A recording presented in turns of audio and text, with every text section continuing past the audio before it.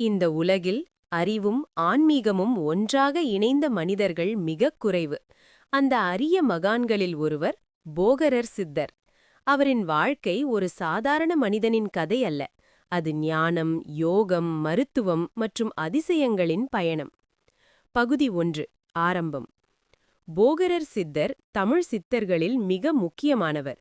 அவர் பிறந்த இடம் குறித்து பல கருத்துகள் உள்ளன, ஆனால் பெரும்பாலும் அவரை பழனியுடன் தொடர்புபடுத்துகின்றனர். சிறு வயதிலேயே அவர் ஆன்மீகத்தில் ஈடுபட்டார். உலக வாழ்வின் உண்மை என்ன, மனிதன் எதற்காக பிறக்கிறான் என்பதை ஆராய ஆரம்பித்தார்.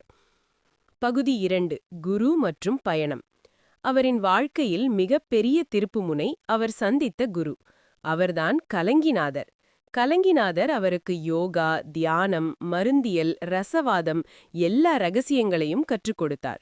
அவரின் வழிகாட்டுதலால் போகரர் சித்தர் மனிதனை கடந்த ஒரு நிலைக்கு உயர்ந்தார். பகுதி 3. சித்திகள்.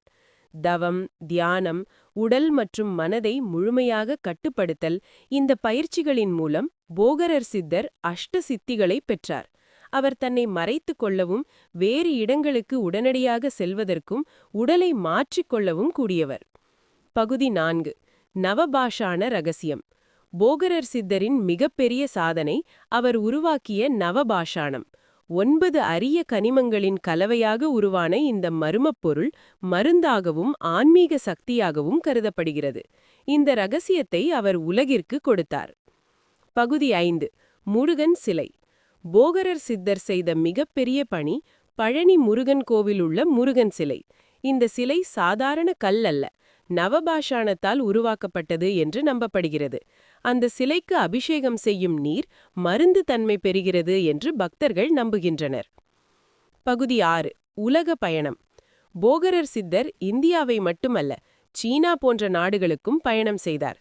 அவர் தனது அறிவை உலகிற்கு பகிர்ந்தார். சில வரலாறுகள் கூறுவது அவர் சீனாவில் போ யாங் என்று அழைக்கப்பட்டார். பகுதி 7. நூல்கள். போகரர் சித்தர் பல நூல்களை எழுதியுள்ளார். அதில் முக்கியமானவை போகரர் 7000, போகரர் 12000. இந்த நூல்கள் யோகா, மருந்தியல், ஆன்மீகம் ஆகியவற்றின் பொக்கிஷம். பகுதி 8. சமாதி. அவரின் இறுதி நிலை. போகரர் சித்தர் பழனி மலைக்குள் ஜீவ சமாதி அடைந்தார். இன்றும் அவர் ஆன்ம சக்தியாக இருந்து உலகிற்கு அருள் வழங்குகிறார் என்று நம்பப்படுகிறது. முடிவு. போகரர் சித்தர் ஒரு மனிதர் அல்ல, அவர் ஒரு சக்தி. அவர் காட்டிய பாதை அறிவு, ஒழுக்கம், ஆன்மீகம் ஆகியவற்றின் வழி. அவரை நினைவு கூறுவோம், அவரின் வழியில் நடப்போம்.